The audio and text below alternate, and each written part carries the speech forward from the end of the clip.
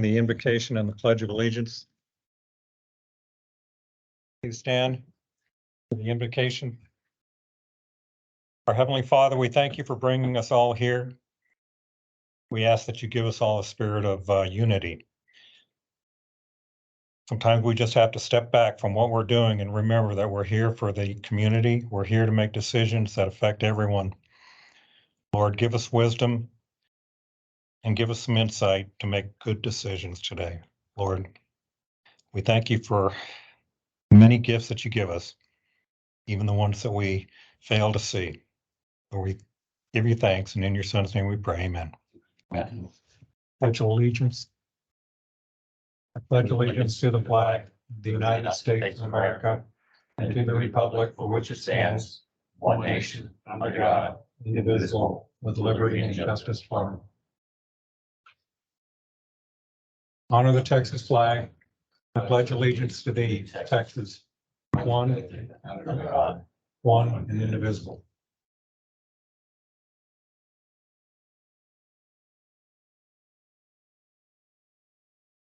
All right, thank you.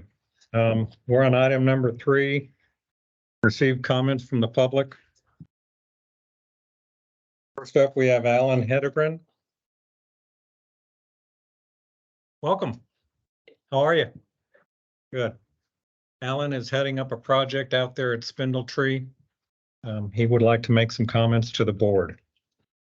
In your package today, you should receive a small 3-page handout that will go along with what he has to say. Did you want to stand up and say anything? Make public comments. Yeah. Okay, you're up. I have 5 minutes. Yes, sir. Okay. Time on me if whoever we're doing that. So thank you. So spoken here before, we get an update. Was able to meet and the packet describes that. Was able to meet with Tom and George a few weeks ago out at the Spindletree Loop, and my desire is to help beautify that area. We identified areas to plant, or would like to plant. Some of those areas we have authorization from the board, which is the west slope above the overflow over the spillway area. And we walked around some other areas. So if you go to the map right here, I can speak to that, the map and pictures. So Mike, George and I set to walk the loop, and then the following week, Mike and Randy met me out there, and George was there as well. We walked the loop and again identified areas that we thought would be appropriate for planting that would be outside the easements. Randy and I were broken foot. We didn't realize that till after the end, and yeah, tough guy walking a couple miles with a broken foot. So appreciate him, especially being out there as well as Mike. So we. The blue and the yellow, you see that that's the area that the MUD has authorized. And Randy and Mike identified that we could plant 10 feet from the edge of the township property down the slope on the area. We had a community planting a couple weeks ago. We planted 200 trees. We plan to plant another 100 trees along that on the yellow section, on the blue, the yellow. Mike and Randy also identified the red on the bottom right and potential areas to plant. We don't have authorization. I don't have authorization from the MUD yet on that, but we would like to request that the MUD authorize someone to go out and look at that area and maybe at the next meeting maybe vote on that. The other area on the northeast side is the circle. It's orange circle. There's area there that Mike and Randy suggested could be potential areas for planting. But again, we need to have someone come out. That would definitely need someone that knows the path of the sealer pipe that runs in the middle of that. On the next page is the east. At the top there's the east map. And this it matches to the red here on this east side. You can see a blue mark that Randy made in the ground, and so that it's possible to plant from that blue mark in the ground all the way to the tree line. And then the last picture is the northeast corner of the orange hatch area, and then the sewer pipe runs in between that. So those are areas we're looking at for planting. As far as irrigation, I know that the mud board you have approved investigating that. I'm talking to Chris News. It's my understanding the board voted to not fund irrigation on the township property. My hope is that over the next month, we can work with Chris to understand what the township's willing to fund. And also with those plantings we've made over the last couple weeks, to come back to the next board meeting to propose funding from the mud board for watering on the mud property. At the the highest priority is getting some water taps up on the top of the wet slope. Whether it's on township property or mud property, that way at least we could hook some hoses up. I do have permission from some of the residents, and I've run a couple 100 feet of hose and watered all the trees. So ideally, we can get some water taps on the township property, and we can start at the very least running resident hoses to water all those trees. All right, very good. All right, that's all. I have. Thank you very much. And also, one other thing, we do have a couple over tonight in support. Jim and Debbie Hell are here. Mark Wick, and then Carolyn Newman as well are supporting our plans. Very good. Correct me if I'm wrong. We're not allowed to make comments. Okay. We are not able to act on anything that you come forward with today, since it's not on the agenda. Shelley, would you put 3 things on the agenda for next month? 1, to authorize the placement of stakes on the west side. 2, to authorize planning on the southeast side of the Spindle Tree Detention Basin, and 3, authorize planning on the northeast side of Spindle Tree Detention Basin. Could add to that, discuss if there's any opportunity to provide water for irrigation. Okay. We'll just put and discuss,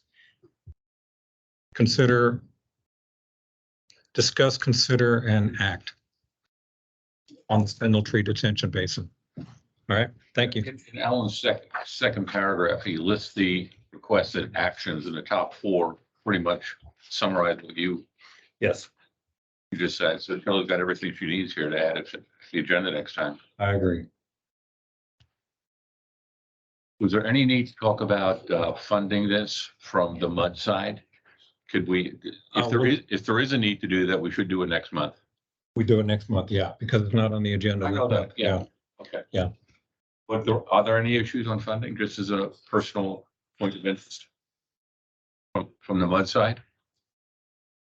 There might be, but I don't think we're allowed to discuss that. Okay, it's just, it's binary. At the end of the agenda, at the end of our meeting, you have future agenda topics. Got it. And we could add it there. Okay, thank you. Okay. Thank you, Alan. Thank you. Doing a good job. Am I allowed to say that?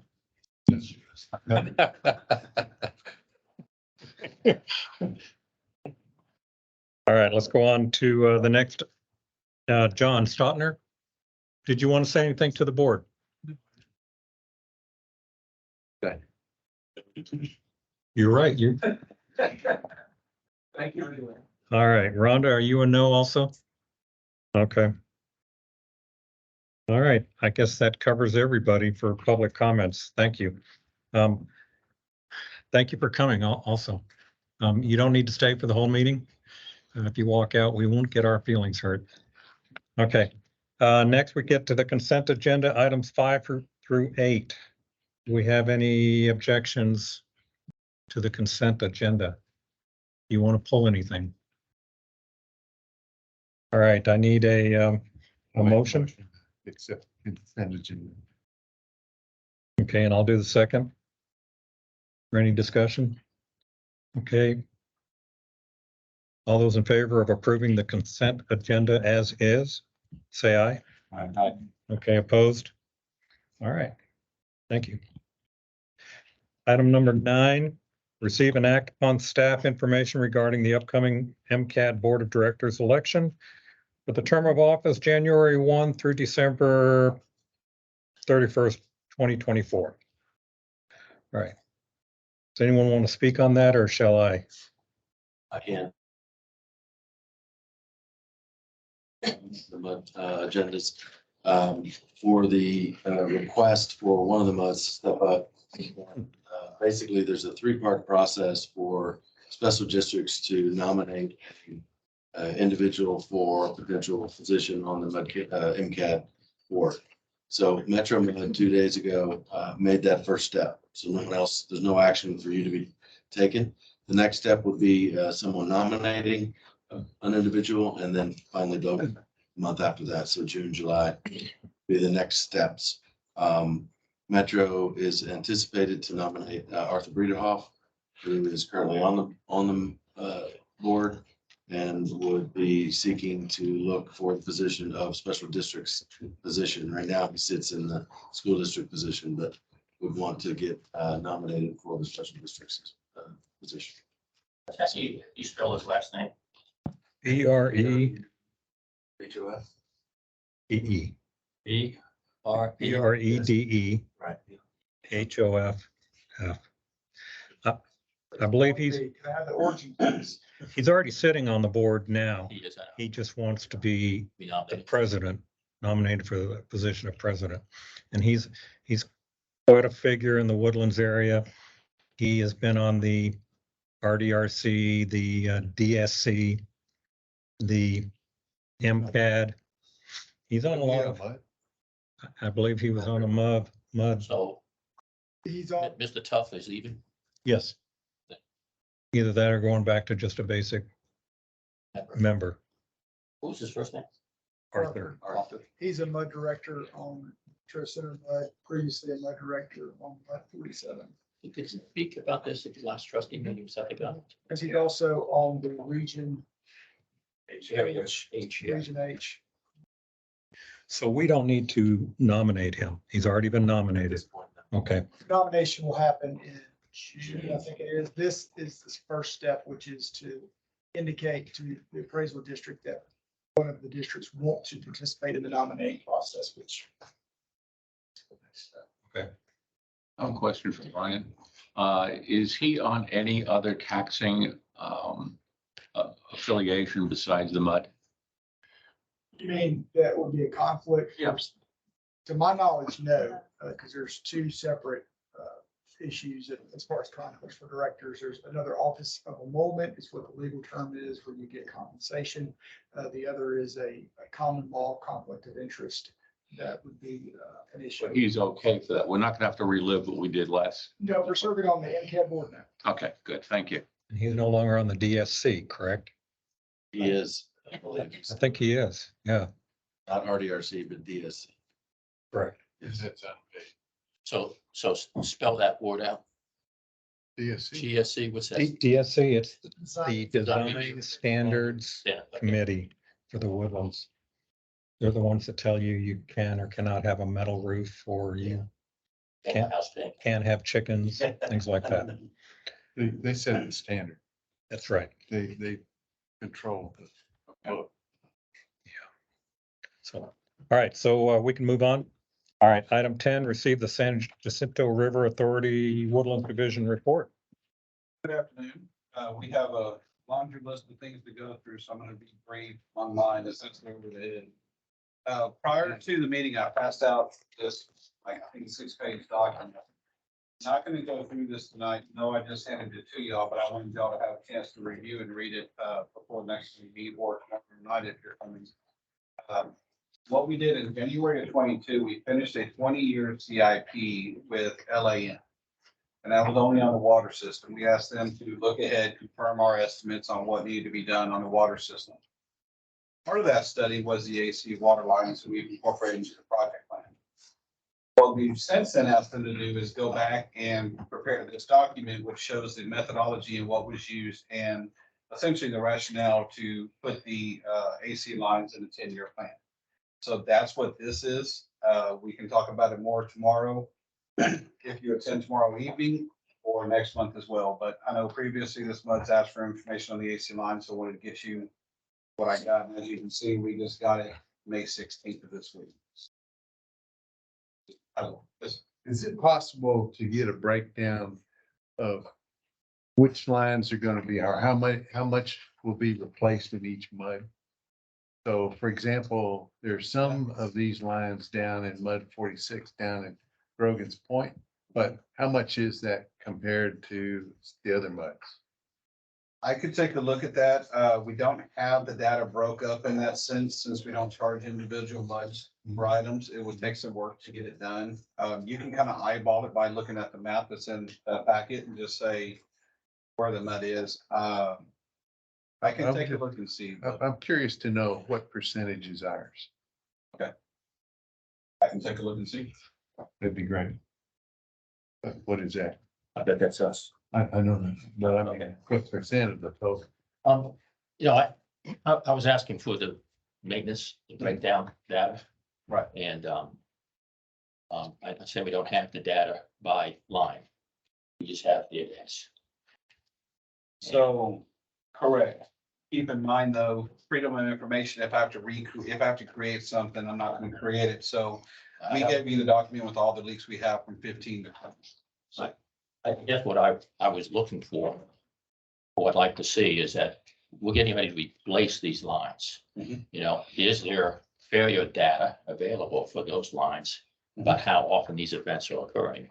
And, you know, I mean, I was a little surprised. There was, I'm going by memory now, 1.7 million for 7 years repairs.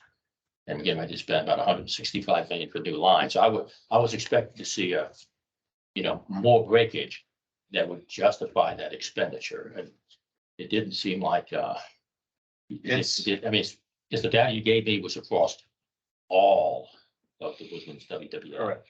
And so, I think would be helpful when we stand in front of people, that we can say, hey, this line is breaking this much during this period, and that justifies the replacement. And, But everybody has a different justification. If you look inferior, you have financial, which to be honest, in the reports will show, I don't know if it says in this report I recall, but I know the 20-year CIP did. We told them, don't look at the financial side, look at it from a level of service and what y'all ask us to do. And so we went through and said, when are these gonna break? We want to repair them, replace them before they actually break. Because every time they break, I don't know where they're gonna break, right? I'm not the one who says, we can spend 5,000 this year, 5 million, 10 million. That's y'all. So what I'm doing is, y'all have asked for a certain level of service collectively, the MUDs overall. We're providing a plan to maintain that level of service. Now, if y'all come back and say, we don't have the justification, we can't do it collectively, then we'll do as instructed if we need to. I guess my surprise, I understand the level of service, Mhm. but we would see, more breakage in the historical maintenance record. And really, it's not labeled, so it's kind of hard to tell, but Right. for as big as we are, for every pipe in the wholesale side, there is 7 events per year, Yeah, from 15 to current, and as you go back to April, and I'll show this map tomorrow if you're there. We do have that map that has all the red dots on it, shows all the breaks over time on just the AC lines. Okay. Problem is, you never know where they're gonna break. No, I understand that. I'm just saying people are gonna come in here and say, hey, we're spending a lot of money, Mhm. you know what I mean? And how often is it breaking? And right now, I don't think we can answer that question. Well, we can answer, you can use the map to show, but if you're looking at individual segments, you just have to break the line to see, so. I think you're just asking for a justification, because if you're gonna pay $165 million to Right. replace lines and you're only paying 1.7 million to fix them every year, he's trying to find the justification between the What's two. 7 million over 7 years? Over 7 years. So that's not, yeah, so, About 1,000. I mean, that would be a question that I think people would ask and want to know. Well, you've got your consequence of failure and likelihood of failure in the matrix that I'm sure you can pull out. And then there's also, if you have a number of breaks or you have a significant break that reduces the water pressure, then we got to do boil water notices. And fortunate in Woodlands to only have one of those in the last 40 That's the inception. years. So, you know, in terms of justification, it's, well, do you want boil water notices? Do you want to have to pull into, you know, businesses and I things? don't think it's to that point though, because if there has to be some sort of balance, right? And I think that that's all he's asking for is where's the balance? And yes, I mean, level of, I don't know if you can mitigate every break because a brand new line could break. Right. The brand new GRP lines broke. Right. So that's a very, very difficult parameter to budget to. So I think what you need from us is just the consideration of, you know, where's that point? Where's the point of, are we fixing a problem before it happens that may happen or may not happen? And kind of what is that point? And it has to be a consensus of the MUDs because Yeah. y'all know with everything financial, it's a general consensus majority rules. So just keep in mind, that's one of my bigger balances through, as I go through each of these MUDs and have these conversations. If MUD 46 wants A and MUD 47 wants B, both of the MUDs are gonna say, this is the way I want you to go forward. I'm like, well, like, you know, it's Yeah. on both sides. So there's a balance across the board, but I hear and understand, but I'm on the planning and water delivery, meeting the expectations. Right? I'm not looking at the financial side right now. Years ago, when we did the project plan, we finessed it. And we said, this is what we need done, but we didn't tell you the whole picture because we were just keeping it affordable. This year and last year a little bit, y'all have the entire plan, so we're gonna need to work together to justify it. So the LNR document, I'm getting used to all these letters. What LMR, LNR that look forward and, you know, create this need. okay. Where, do I Oh, have a LAM. copy of that or I do not know, but I can definitely send it to you. can you just email it to me? And I'll- Yeah, I can email it to you. I'll get it. I think it does send it to you or do you? I'll send, I'll copy it to Eric on it, so he'll have it as well. Okay, if you can. just- Can you maybe send it to all the board members here? Sure. Great, thank you. Because it's a balance. I'm just saying that I was a little surprised when I got the data. Mhm. And I had, you know, a couple $100,000 a year, that's I not think the much. difficulty is with the system, right? Because we're 10 MUDs and we don't all talk. And we don't all, so it's just kind of segmented. And so you're getting 10 different feedbacks from 10 different MUDs. And I think we talk the most in our meetings, maybe 47 does and maybe 7. And so I think that discussion spurs continuing discussion, and we don't have that ability right now. Now, it's not for deliberations, but tomorrow, all MUD meeting is essentially educational where we've invited all the MUDs to come in. And so if there's questions from yourself, then MUD 7 can hear it as well, so they get a general understanding. Not to deliberate, but just to openly discuss items, so. I know we have a lot on the agenda. I'll be glad to answer anything from this. If you have questions after the meeting, I'll be here. But we do have a presentation right around the budget. If you want. So I made another talk sheet. I handed this out last time we met, and this one has total cost. So if you look at this, what it shows is, this includes all the water and basically the land we're on, it increases the cost over 10 years, 94%. So we're gonna see the basically doubling the water rates. And this includes $0.015 for the capital cost per year. So is this, let me interject. Is this part of his, I'm just adding it to his, So. you're gonna solve that problem. Well, I'm going to present the information. So this is based off some estimates that we did a couple months ago where we said it was 1.5 cents per million financed.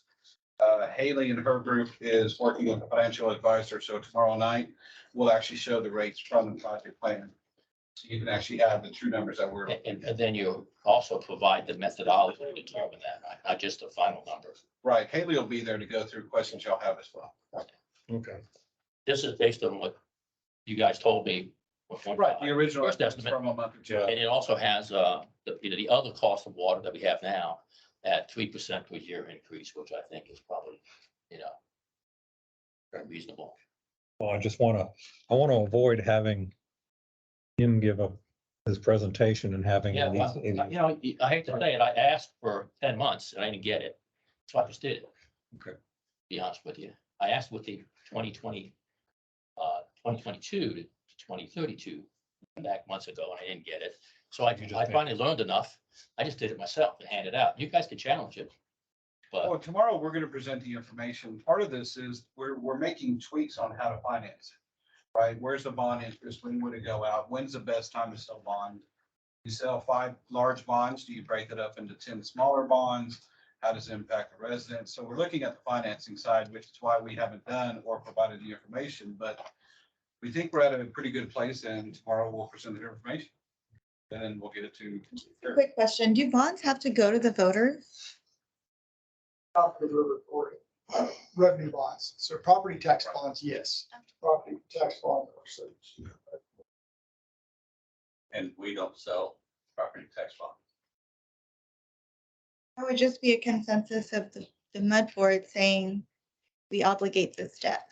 Correct. So, well, we would have a supplemental agreement similar to what we did in 2017, I think. Lady George was on the board at the time.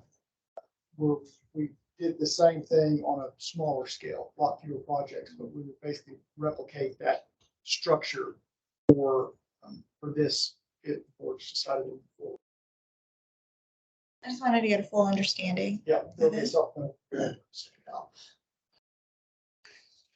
I'll pass it over to Ed, who's got a few things. Bear Branch Dam Rehabilitation. This is the project there at the Bear Branch Reservoir. This is also the project that Congressman Crenshaw has committed $3.6 million federal dollars to offset local match. We've been in conversations with Corps quite a bit about contracting with them, making certain we're familiar with their regulatory requirements. One thing we're looking at is how to deal with the local mass. So we will be coming to you all in the near future with some options on how to address that. You said local match. The local match. About 1.6 million to match with the project, but then there's some cash flow issues that we're trying to address, and that may cause that 1.6 to be a little bit larger. So 80-20, the 75-25.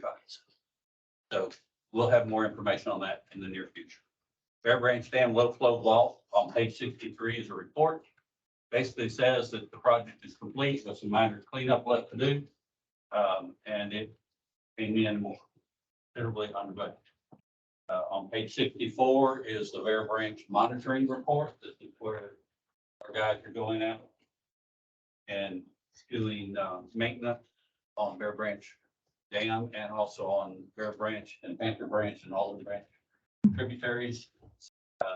And you can see from there that we are constantly repairing the fence and covering over graffiti. Happy to answer any questions. Oh, one last thing.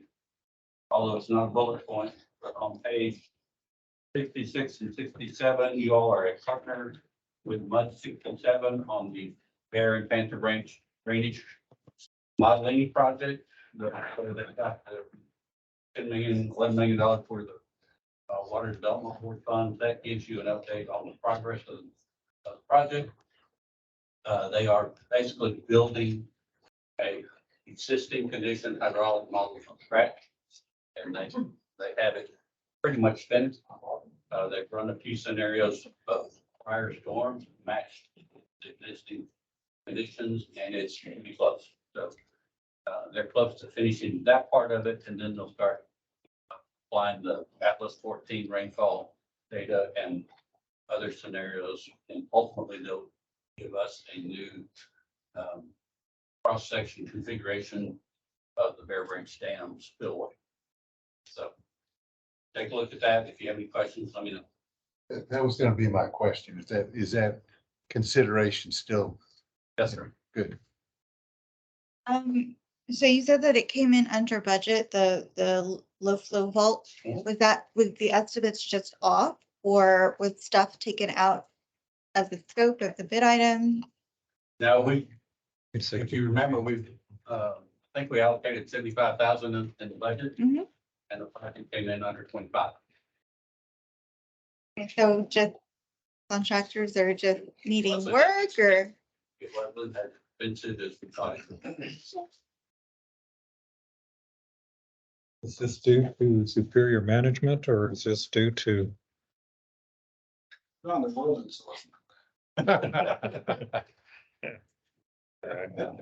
At the time that we were putting broad scope estimate together, we didn't know what the hatch, cost of the hatch would be. And didn't know if it was gonna be $5,000 or $10,000. It turned out to be less than 1,500.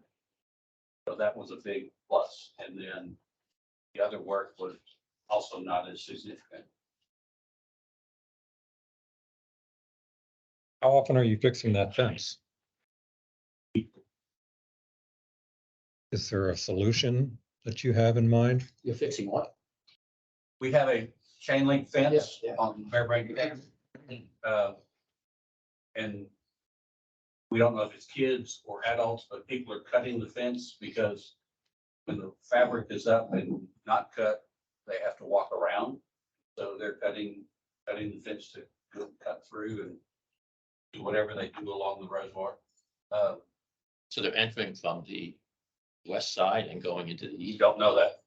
We don't have cameras on site to know what direction they're coming from or going to. We know on the south side of the dam that some people are coming from the road, cutting the fence to go into Carlton Woods. That's the only one we have specific. That was at one event, Well, I don't know how many events there have been. just a sheriff got it. Right. One, But one of the things we committed to each of the MUDs that pay for the maintenance was to do a certain amount of monitoring and provide you all the reports so that we can determine next steps in the budget as to whether we put up some cameras and lights or whatever to see how significant, based on the significance of the activity. And we're constantly fixing fences and painting over buildings.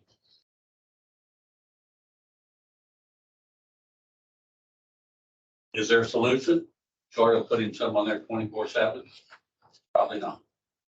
And that's not practical. Can you use cameras like the hunters use? Possibly. Oh, just I can just say that It'd be cheap. from a simple business, signs. I had that trouble. And yeah, you can see the body running through the parking lot, but you can't identify him. Right. That's the issue. It makes you say, it's the guy. It's easier to deter them than it is to catch them. All right, is that all? Ed? Let y'all have other questions. Okay, any more questions? All right, yeah, good report, thanks. We do have Haley who's gonna run through the budget. You have a slideshow presentation that y'all find a little bit. Find you. Thank you. So this presentation is in your packet, and also in your packet, there's an executive summary that Chris put together that goes over the highlights of what we're discussing today. And also the draft budget for all of our budgets for our operating, water replacement, waste, water supply, waste disposal, and food facility. For all of those full budgets are in your packet, and then this presentation is also in the packet. And as Chris mentioned, we are gonna have a meeting tomorrow evening, 5:30 to 7:30 to go over the project plan and the budget again. If you have any questions, we welcome you to come to that meeting and let Summer know if you're coming so that we can have you on the RSVP list. So with that being said, I am here to bring the fiscal year 24 budget to y'all. This is for your information tonight. We do take a vote or y'all will take a vote in July at the individual MUD meetings to approve our budget and rates for FY 24. And then the trustees will vote in August, and then our board will vote in August on that. So when we're putting together our budget, we have several things that we look at to have considerations for the basis of our budget. So the first thing that we look at is our sales and our demands to see how much we think we're gonna produce as far as water goes, how much we're gonna treat for wastewater, and looking at the trends historically. Those things. For water, we changed our water loss percent from 9% to 5.5% for FY 24, which in turn increased our sales. And our wastewater demands are remaining constant from 23 to 24.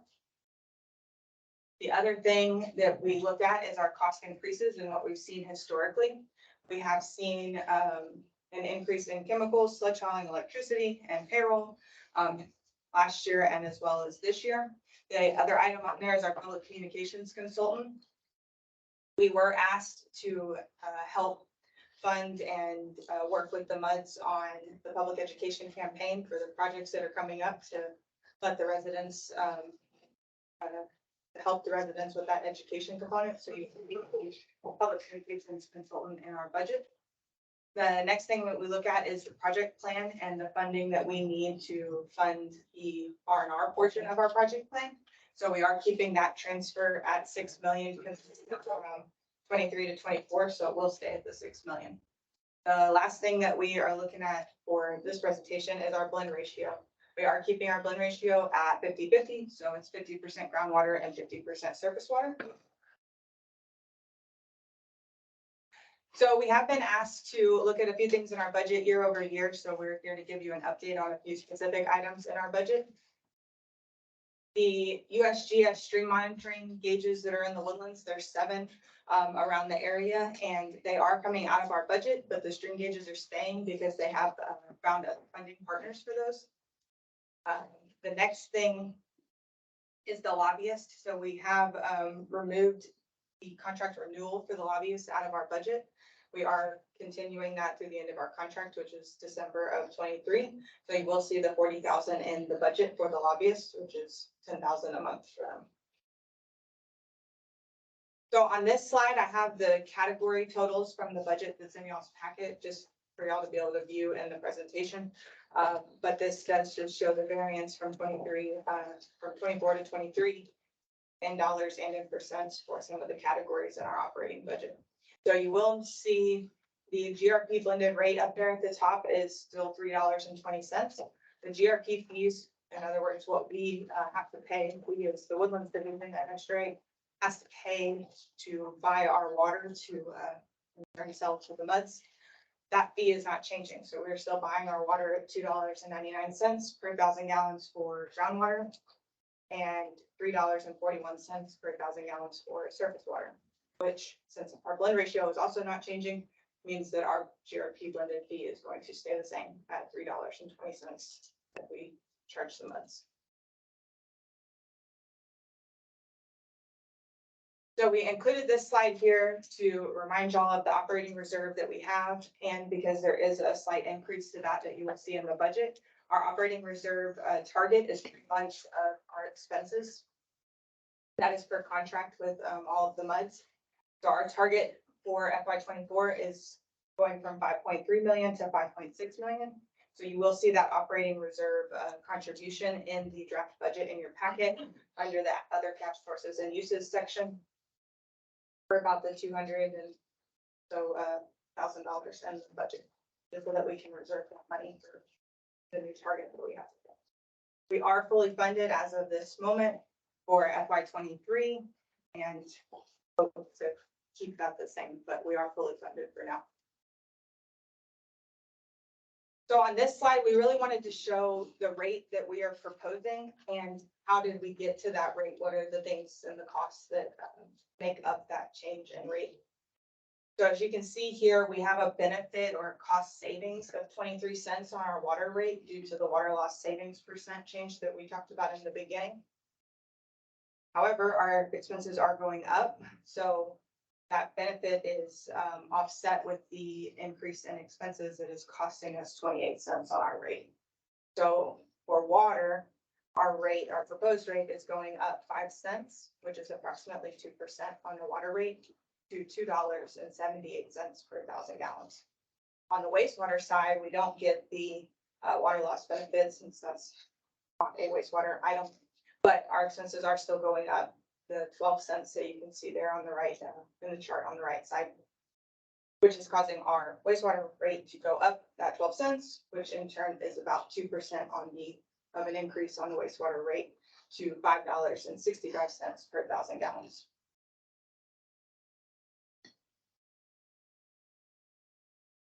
So as I said in the beginning, there are several expenses that we're seeing historically from last year and still continuing to go up this year.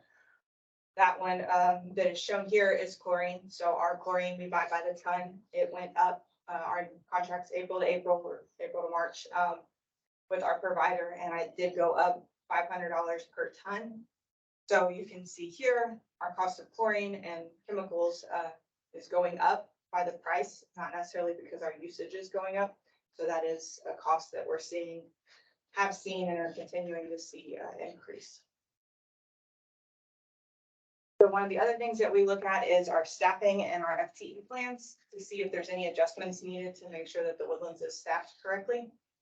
Our direct FTEs are going down by 0.7 and our indirect is going up to 0.88.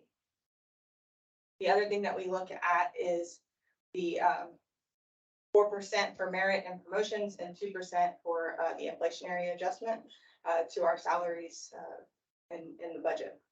So on the next slide here, this slide shows the changes from last year to this year, 23 to 24, for each of the FTE fields that we talked about on the previous slide.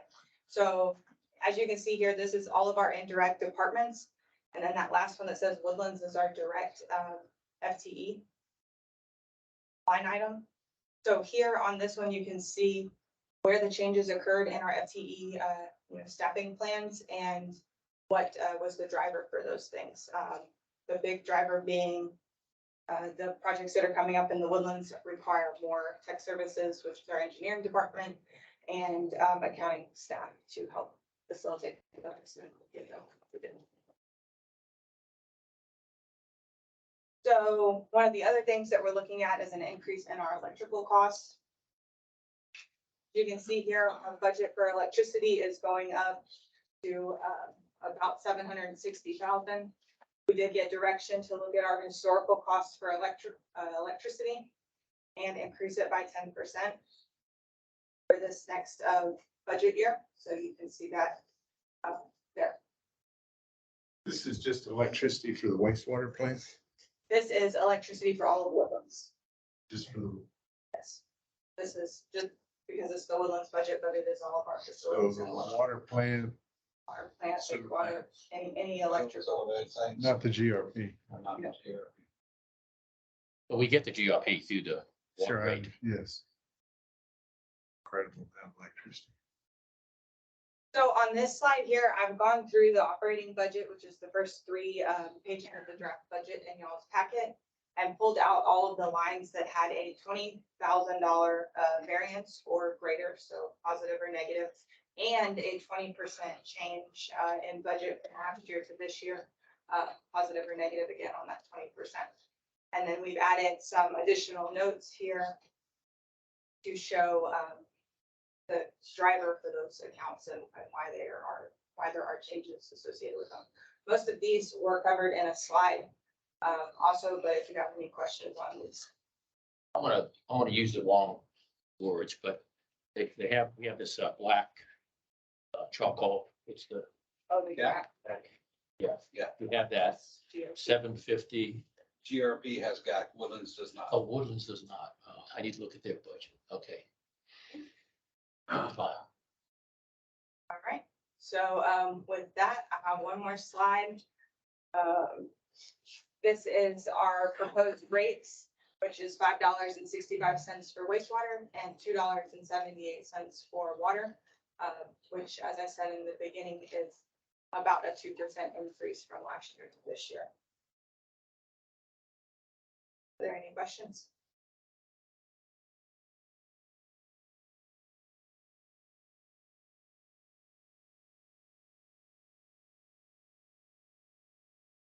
Thank you.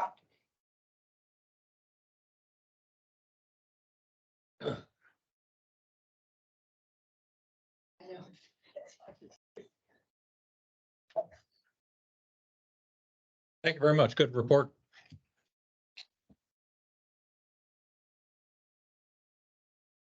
Okay, right now we're on item 11.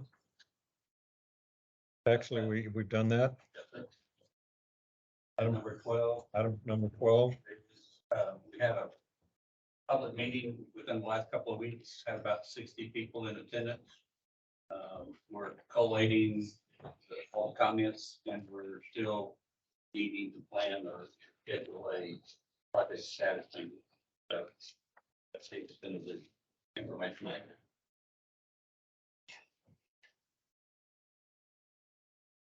I have questions on your operating report. Can we go over those? I would like, definitely. Would it be okay if I ask my question? Yeah, we can back up. Okay, so on page 25, I just kind of want to go over some of the projects so I understand. What is the Emergency Repair Service Center? It is, non-fancy term, it's the pipeline building. It's where we store all of our PVC and pipeline repair materials, as well as some, pump repairs. Okay, the Town Center Water Line Renewal, is that AC pipe replacement or what is that? That is AC pipe. That's Okay. a project we did a couple of years ago. Groundwater Well Master Plan. Study is complete. I think it was discussed in the trustee meeting. Can we just get a copy uploaded to our OneDrive? Okay. Okay, the lift station rehab fiscal year 23. It says that it's on track. Final completion August of 23, but there's been no invoicing. And it doesn't have a contract amount. It has no invoicing. Right, so this is one of the projects, the lift station rehab, one, we're using staff augmentations for some of those, so I need to see about reclassing some of the funds from the O&M budget to that item. But that is a very comprehensive, that's not one lift station rehab, that's any rehab or anything additions, enhancements, upgrades to any lift stations. So what you see the big amount for is there's a number of lift stations that we're going to be installing pads, electrical panels and backup generators on. But the pads and the panels are currently being designed. So once they get designed, then we can get the generators in and finish that. So you'll see the increase in that after time. Okay, it just looks odd because this is on track and we're a couple months away. Yeah. Now, I'm sorry, what's the last part? It says It says it's on track, but it says it'll be done in August of 23. And so doesn't have any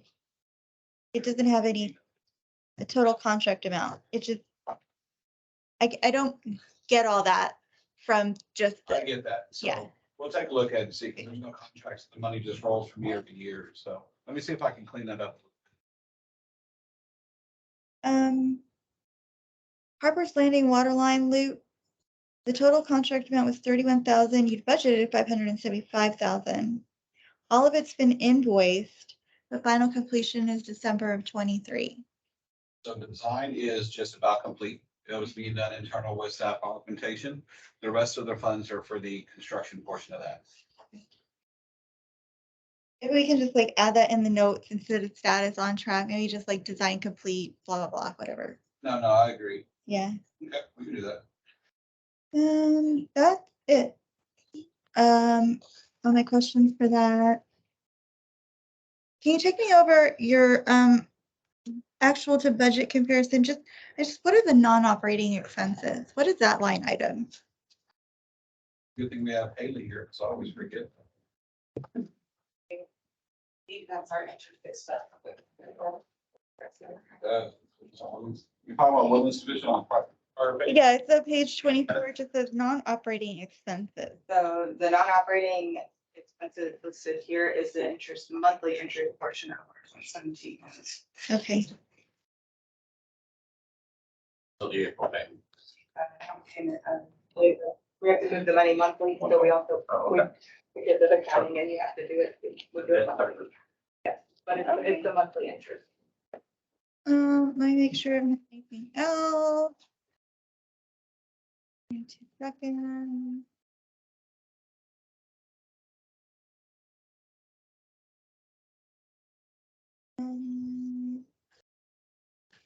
No, I don't have any other questions at this point.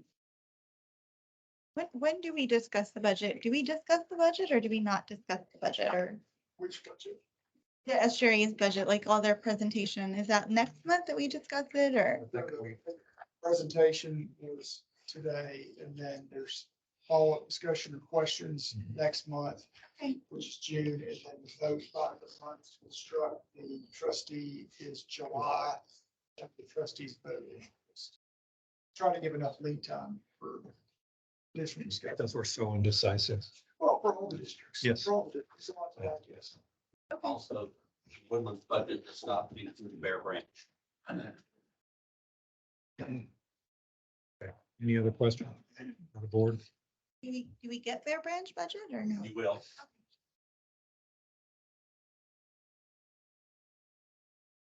I don't have anything. All right, item 13, Brian, do we have anything today? 14, just ledge session is almost to the end. Last day is Memorial Day.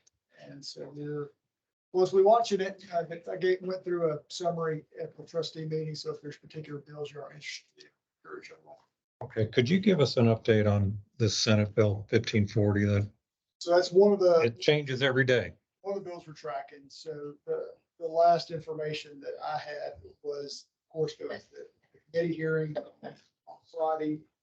And I know a number of folks watched that. It was live streamed. And then at the end, there was talking pretty quickly. And it says, and I think the chair said that it was passed as amended. And there were questions, okay, well, what does that mean? The language of the bill as approved by the committee was released on Texas Legislature Online yesterday. And it did, the language does match up with what the state originally approved, so not with the House. The amendment. approved. And so that is what has been approved by the committee as of, I think, yesterday. I don't believe the bill had left the committee to go to the floor. Once it goes to the floor, then it will be subject to be put on a calendar and then heard on the floor. There can be amendments offered. Who knows if there will be, or if so, what they would be. That's speculation at this point. What we do know is session ends on the 29th, and you've got a whole lot of bills. This is one of many, many bills that are either going to get on the calendar and go through the floor and get a vote by that deadline or not. And so time is one of the major factors at this point in the game. You're less than 2 weeks out. So, and there's a lot of disagreement right now and high tension at the Capitol between the House and the Senate on some pretty big picture issues such as property taxes and vouchers, gun control, and those issues we've seen in prior sessions, hot topic, big picture issues messing up the plumbing, so to speak, of the legislature. And you can have bills that maybe on their merits would not have been killed, but are because they run out of time. The clock runs out because so much time gets taken up talking about these highly contentious issues.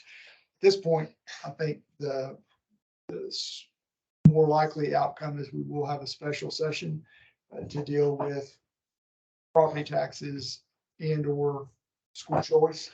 If not more issues, that's at the governor's leisure, if he calls a special session, and if so, what topics, but he's already made it known, at least on Bob through the public taxes, that there will be one a resolution in the next week and a half, which is going to be mighty hard to do. All right, thank you very much. Yes, I have sir. a question. So last month, we deferred the 8% versus 3%. Correct. And that's on the agenda. So is that not part of Item your 14. Yep, that's the next item. Okay, item 14, consider and adopt the resolution concerning the developed district status for 2023 tax year. Yeah. So we do have a call here with LJA to go over or answer any questions y'all may have on the the district status for this year. It is still developing. I think it's close, is that correct? We're a couple percent away from reaching that 95%. Nothing has changed since last year. I have some questions. So, Dave, why don't you start them? Okay, so I got a document for us all. I love documents. So, here, pass a few around.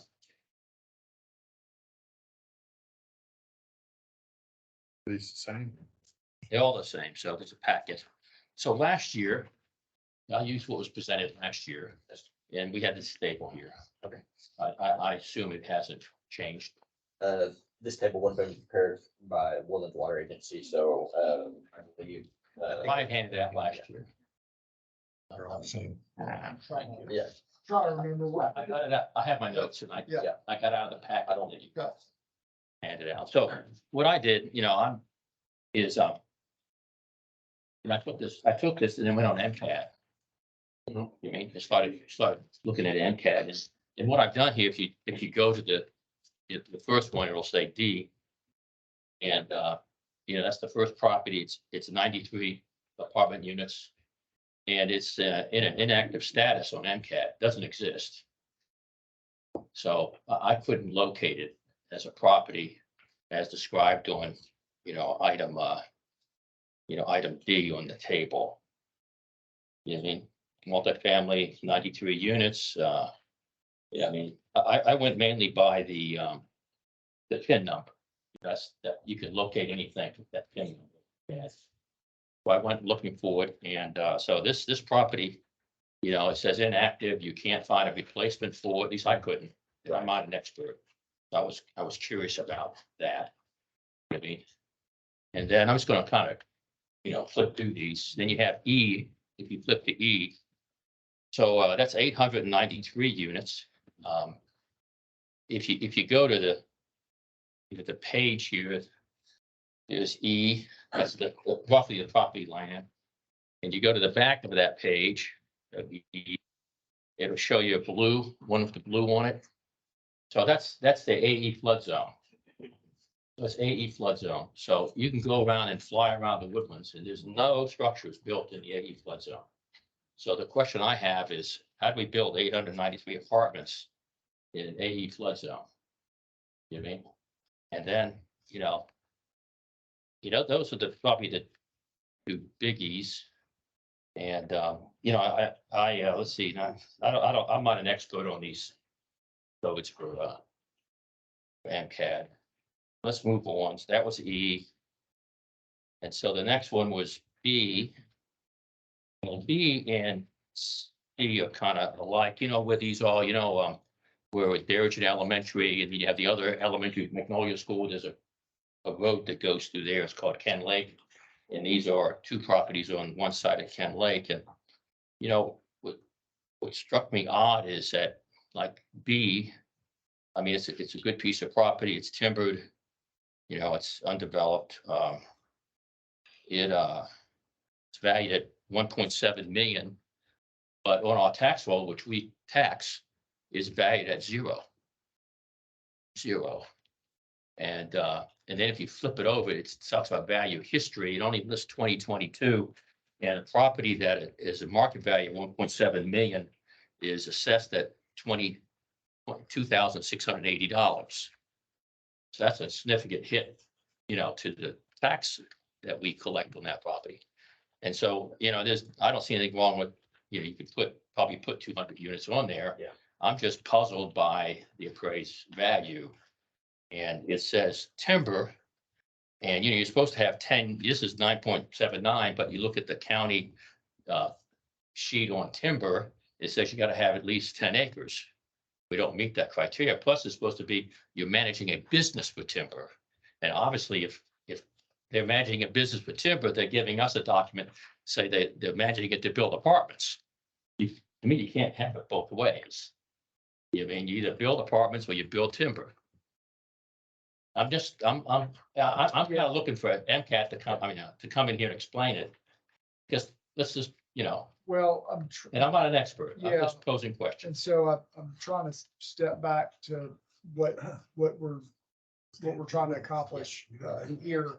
And I can't recall from last year, you know, what spurred this document or who produced it. But It was attached to the packet you handed out. that would have been from the engineer, maybe from Woodlands Water as far as undeveloped tracks. So we can try to go down and track down where this came from last year. So But it came from the Woodlands, so. is this for the undeveloped properties? Yeah. Okay, so that may be what we So- were talking about at that point is, Yeah. you know what you got in terms of what's already been developed. But what had not been developed, we had the sixth and final accounting, Mhm. and certain amounts of capacity were attributed to those undeveloped tracts and sixth and final accounting. Is That's this, correct. this tie up with the sixth and final? It ties up with, either the sixth and final or the update that was done after that. I have to go back and look and see what the numbers are. So that's what's going on here. We've got YARP. But the question really boils down to forgetting what MCAD said and what WWA said or SJRA said, it's irrelevant. The fact is, these are significant number of residential hookups that affects the viability of, are we at 95% above and beyond?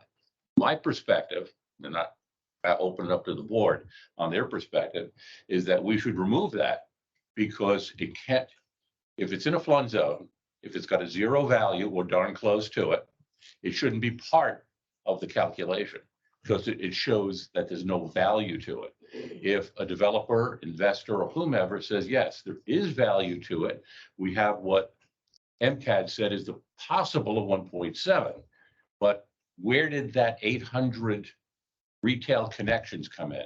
Because that's the crux of where we are. We're literally at the point, an inflection point, where we can suggest that it does not get included in the calculation, which I suggest and propose, and allow us to reduce the type of impact on taxes that Dave has researched and studied.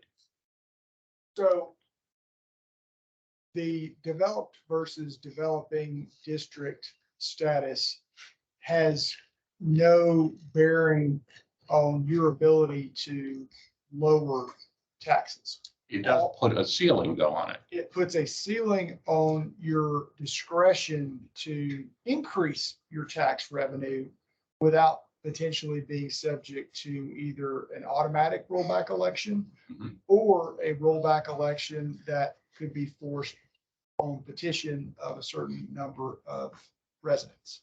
So if this board was of a mind, how we've structured this since this law came into effect was to task the district engineers, we do this for all of our district clients, task the district engineers who are the most familiar with your infrastructure, with potential future development, et cetera, with filling out the exhibit A to your resolution.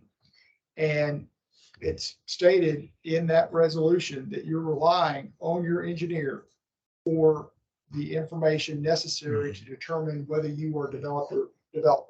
And so that's a way for a lay board to be able to rely on your expert consultant, which is what you've hired them to do, to give you the information to make a decision on development. If you want to override that because you think that based on information that you have that the projected ultimate development is perhaps too generous and you want to voluntarily restrict yourself to develop district status, you can do that. But we relied upon the report Mhm. submitted by the consultant. That's correct. And I'm just curious about the validity of that report. And I'll ask, and I wasn't here when they did the sixth and final, right? But this report was used to take on debt to buy water hookups. You know what I mean? And so, No, you know, I we, don't think that's right. you don't think it's right? No, you're not committing to make. No. hookups. Well, we, the sixth and final, you know, I have to go back and look at the document again, but I'm just saying is that if we didn't have, you know, we have this report here that has Mhm. X hundreds of units. If we didn't have enough hookups that we owned at that time, the sixth and final added $5 million of debt. Correct. And we took a big hunk of that. Yes, we did. We took about 700,000-800,000. And I haven't studied the detail, but I assume that if we took the debt is because we we bought hookups. And we acted. We prepaid or we reserved those hookups, and that creates the burden of tax and on bonds that we currently enjoy. So you're saying that we paid for these hookups That we bought them for the river authority. and a lot of these can't even be developed? Well, I. Oh, it's in a flood zone. See that question. And it's got a zero value. It's zero value. It's in a It flood zone. says, to me, it's not worth You know, it. last year we questioned this. And We we, didn't question. we did question this last year. We questioned the validity, but we didn't have enough Right. data. Now we have some data, and I'm uncomfortable moving forward with this because of these questions. Can we get together and resolve this before the meeting? My suggestion is that, What meeting? the questions, Our monthly board meetings. Oh. so the questions that David, raised, I think are good ones to run to ground. The information that Woodlands Water had to produce the sixth and final accounting was based on information from the development company. Mhm. Because it was, look, you know better than anybody else, you, the developer, know better than anybody else what your plans are for your undeveloped property. You need to tell us, the districts, what those plans are. So to the extent that there's concern about the validity of those projections, we should have the development company, come back in, either meet with one or two of you beforehand or come to the next board meeting and go through these undeveloped tracts and what the plans are. And if there's concerns about, floodplain, et cetera, be able to get those answered, because that's ultimately where we're relying on the owner of the property to tell us what they're planning to do. And yes, that flows all the way down to this resolution, which, the engineer prepares their information based on the. But the engineer prepared it based on what the developer said they could do. So if I have a half an acre and I say, I'm gonna put 100 homes or high rise on there, that's accepted in the planning process because I'm the investor and developer, and it was approved by the engineer. Therefore, we are locked in, and not being experts and don't control what MCAD does, we're locked in and we're paying more for that. So what Dave is asking, and he and I've already discussed this and went into some detail, obviously, is that we want to know the organizations that have standing in this issue. We want to understand how it came to be developed to that number, which is close to 1,000. And that's so close to the 95%, it brings to light the fact that we have been overpaying for a period of time. Now, I'm not going to get to what the end game should be, but we need to have answers to that and to Dave's questions that he pointed out, and to the ownership of the property, and who does it benefit? Who can take on that project? Who's the right organization or person to take that project on? Well, I think where we start is the development company, their property and their projections. So Okay. that's where we start. I also think another topic here is maybe to get MCAD in to explain the zeroing of these values. Because if you look at C, it has a market value of 2.1 million. It has a market value of $2.1 million in 2023 value is zero. I got a great thought for all of us here. And then if you go back to It's a great thought. If they can have that value at zero, when I go for my, Right. my, Why can't I do that Appeal. on my house? right, I want to, Somebody put that data in the computer. And I'd like to have MCAT come and explain, because if you look at a thing we got from, I'm getting talked to AWAB. WBD. Yeah. That organization sent me an email. And in it was a Public Facilities Corporations. yes. Yeah, so I was downtown in Houston listening about that. And this is kind of like the public, you come in here and they take the tax value to zero. You mean, and then no one watches it. You mean, and I think one of the guys who's on the board for the state was discussing this. So I think the same thing. We have a tax value of a multi-million-dollar piece of property that has zero value. And, if it has zero value, then how can you build anything on it? We're kind of off target. I know that, but I'm just But asking. I want to hit back on a comment Fred made, that we're overpaying. And I'd like to hear what that quantity of overpayment is. Okay. I don't know the specifics of how much, but the process, look at the concept. We need to know what that overpayment is, not today, but you know, when we carry on this conversation forward. So I'll say what I know about it. I don't have a number. So what happened, I assume, when the finals, county 6 was done, you know, we incurred, because we didn't have cash, you know, $700,000+ in new debt.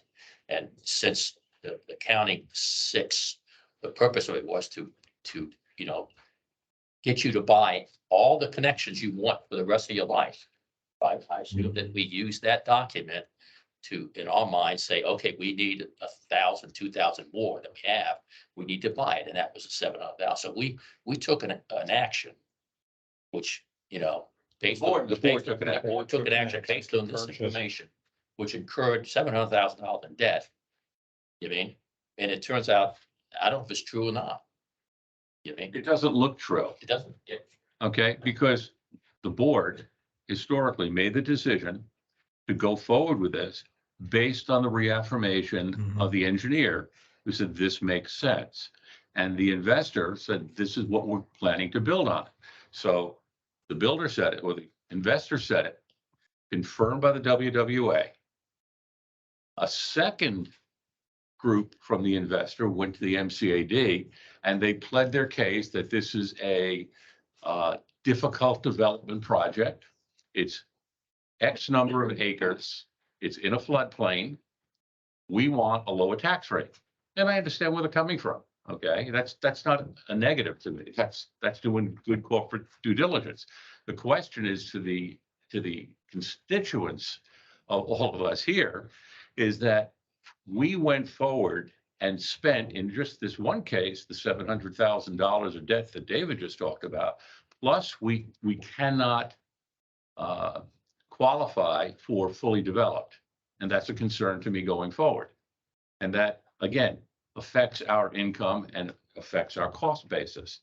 And what I'm suggesting is that we have those parties come together, evaluate the data, and say what's right, what's true, what have we misspent? It's a bad word, but I'm going to use it for the sake of just descriptive.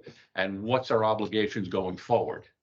Because to me, if this was an accidental error, we should stop it and claw back. That's what most for-profit companies do. Being this is a government agency, I have to defer to my fellow board members and to other folks here. So I look to you as to giving us guidance as our attorney. What is the process that we go through to get through this morass of different organizations, different government agencies, and different entities to come to a basis for what we can do for our constituents that's positive? So I think to start, which is really what this item is about, the development district status. I think we need to have a developer representative come who's prepared to be able to speak to what the current plans are for these properties, to make sure that we have the most up-to-date information to be able to make a decision as to whether we are under or over that 95% threshold. Because I want more confidence in. That's, I think, a very fair request from the board, and then we go from there. Okay. Okay, so why don't we defer this item? Yep. And what Until, about MCAT? MCAT's really a separate issue from developed district status. I mean, that's. That's true, but it's a very strong foundational point as to our observations that David and I made. And those, I mean, you can ask the developer representatives when they speak to what the current plans are, you know, if they. It's going to take on the responsibility to contact the developer. I think we're a customer of MCAT. We're a customer of MCAT. And so I think we should put MCAT on the agenda to come and talk to us. can we have a meeting separate from this meeting? In other words, that get together, because this could get very Yeah, contested. I don't have a problem with that. We're making financial decisions based on their input, and that's why we need, like this. and we have questions about their input. And I think that we need to settle it outside of the meeting before we decide. But if you want to meet with them, we can I'm being appealing next week, so I'll be there. I'll take it. Can you,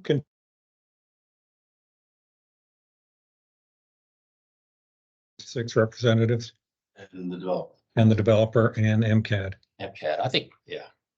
And then MCAT, And I like to understand the MCAT's process on how they determine these values. I mean, what's going on in agricultural property? They have a review committee, which basically establishes, these values. So it's a subcommittee of the. Yeah, I think it's gonna get very. I understand. That's why I said, I think. I'm with Brian. I really don't think you should have them in that meeting. I think you need to get to the crux of your question first. I realize that other question may be integral to It may be. whatever, but I think you take that next. I think let's have the meeting first, identify what, if the numbers are even right or What the wrong. questions are. Do that. To your concern. Okay, And then we go to. I agree. It's a different issue. It is. It is. I agree with that. Throwing those in the And same. it may take longer to solve That's than right. the other issue. Get the first one. Yeah. Because I think the other issues go even more complex with MCAT. All right, let's move on. Representatives of the We're developer. gonna drop the None. FTEs, right? Like, we're gonna continue to have the discussion We continue to have that discussion. yeah, okay. Yeah. Rhonda, I'm sorry.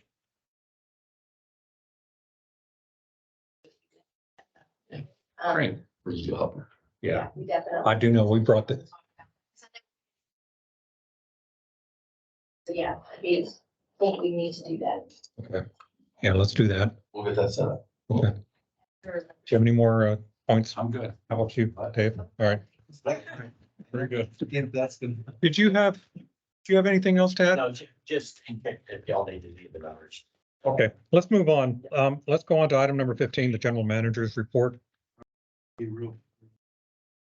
Just wanted to point out a couple of things on my report. Annual hydrant and flushing program is complete. We're going through the results of that. There's several customer thank yous to our staff, both our field staff and in-office staff. There's a few articles that we added in. There's an interview that I gave with Community Impact. Talks a little bit about the woodlands going forward. I don't know how much time we have. What I wanted to try to implement that I've done now with all the muds is try to give you a little insight from John Geiger as to the what we're doing through the Public Education Committee and the Strategic Communication Plan that was built through the PDC. So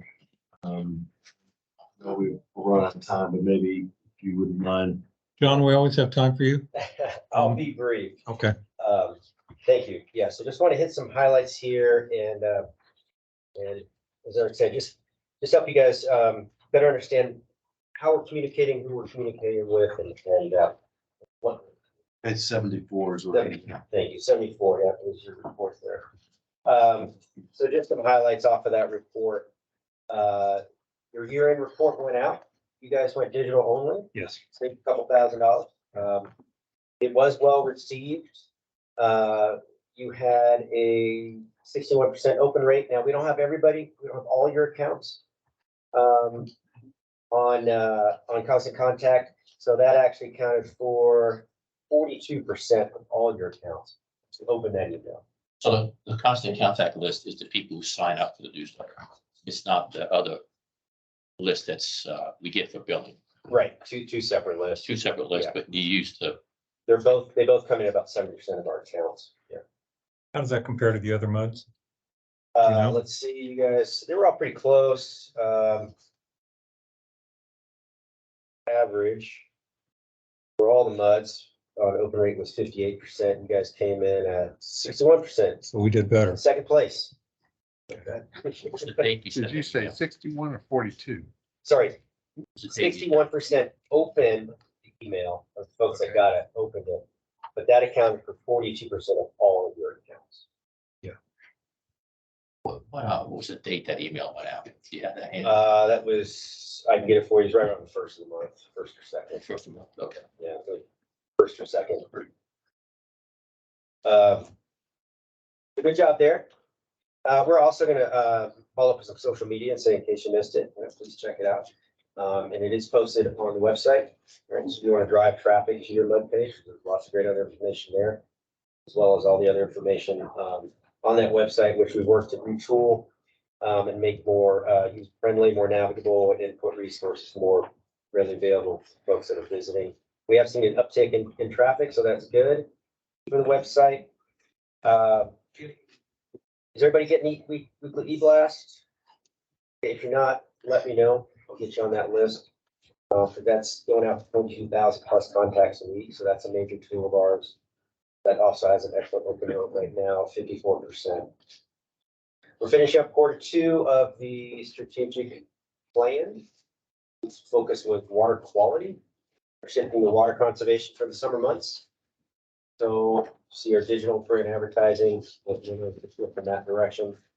The Woodlands Magazine July article is going to be on the water loss, for the water loss figures, the accomplishment there. You have some sample marketing materials here, some stuff we produce, some stuff others produce about us. Next couple pages and any questions? What's the difference? I noticed this thing said there's a 77% consider the quality of their tap water excellent or good. Those are very wide disparities. What's the difference? So, okay, I brushed over that. So this is research from the American Water Works Association. I put that infographic there on purpose because what it speaks to is impact we have on customer impressions and opinions about the larger, the MUDs and Woodlands Water at large and their water service just by communicating. So this says folks that receive some communication on anything, the water company, feel a lot better about their service than those who receive no communication. Bottom line point is we need to communicate more. We need to communicate correctly and do it in a targeted manner. But just getting frequency and volume up is important. So we're working on that. Okay, thanks, John. Okay. Eric, did you have anything else to add? Okay, thanks. Brian? Have we ever done a survey like this with these questions to Woodlands water customers? Not exactly, but when we started the strategic plan, we kicked that off with an online survey. We established a baseline of knowledge and opinions regarding folks' MUDs and Woodlands water. So we're going to go back to that at the end of our strategic plan, current strategic plan, in September, October. We're going to gauge how knowledge and opinion levels shifted through the last 12 months. Good workshop. Thanks, John. Item number 16. Brian, I'm going to consider that the Lone Star groundwater. You gave us that update during your attorney's report. Am I correct? I don't know if there's an update regarding the Lone Star Groundwater Conservation District itself at this point. I don't have anything. to add. Yeah, I don't know. We put it on. Yeah, I don't know how it got on there. How about the Woodlands Water Trustee report? Do you have anything, Dave? Was it a worthwhile meeting? Well, you know, Do you remember? we do cover what we covered today, that they presented kind of a duplicate. So I get to do it twice, which is good.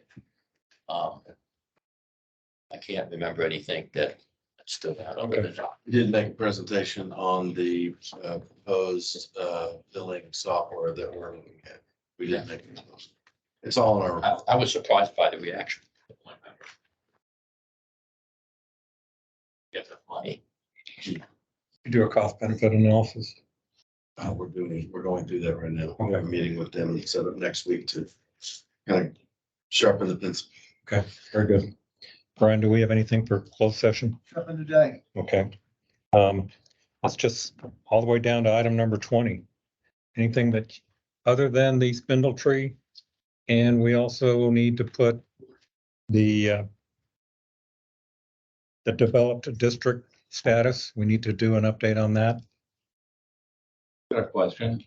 You sent out an email form, and Ed sent out calls needed for Texas legislator concerning The bill and everything, is that Senate gonna be? Bill 1540. Correct. Is that gonna be discussed at all of what we're doing with either your form or with what Ed wants? I'll update you on that. The situation has changed. So what I sent out is no longer applicable. Okay, The amendment to Senate Bill 1540 is no longer on the table. Correct me if I'm wrong. Well, there can be amendments offered on the floor. But the original amendment that was put forth by Whatever the name is. Mr. Metcalf is no longer applicable. On the Senate bill. okay. But on the Senate bill, that changes every day and we won't know anything until they meet. So, So this is basically a hold and your email Well, is out. yeah, my email is no longer applicable and the resolution that was part of that email is no Okay. longer Good. applicable. Thank you. Okay. I make a motion that we adjourn. Second. Okay, any discussion? All right, we're adjourned.